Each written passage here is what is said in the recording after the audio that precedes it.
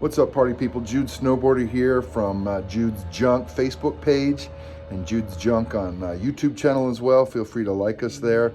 If you see different backgrounds, that's because my wife and I are traveling about 3 weeks. We're both retired. She's 40, I'm 50, and I just do comics full time just for fun because I can. But I comic collected all through the 80s and went into the 90s, and you hear a lot about what is the demand of comics going forward. Who knows, of course, but my 2 cents, and this is my feel for the demand. We got into the 90s, comic books had all kinds of gimmicks to come out to try to sell them, foil covers, homages started coming out in the early 90s with Todd doing his own stuff, Spider-Man 13 right off the bat. As a lot of people say, it kind of got saturated, it kind of got boring. New characters weren't really being developed, new storylines. I think there was a problem with the good writers and the good artists leaving to go to independents, and a lot of those independents didn't survive. Sure, Spawn did, that's because Todd's the Godfather, but a lot of those independents, Jim Lee, Wildcats, some people love them, but I got a ton of 90s stuff that's just junk now. Everybody was hoping it would be the next Teenage Ninja Mutant Turtles, and it wasn't.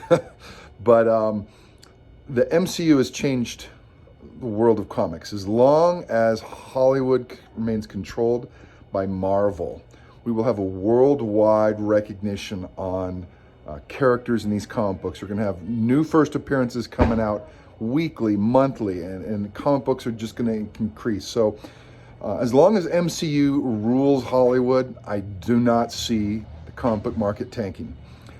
I do see money drying up. We have inflation, and whether you want to call it a recession or a depression or just people having a harder time in life, money's drying up. And if newer collectors that are broke and can't handle a wave of 5 years of lower prices are probably going to lose a lot on speccing virgins and variants and modern books. The wealthier people that can invest, and they're investing in all the Silver Age books right now because they know they're going to stand the test of time, and they're getting great deals compared to a year ago right now. So I don't see the comic book business, comic book collecting world waning. I see certain keys will continue to go up.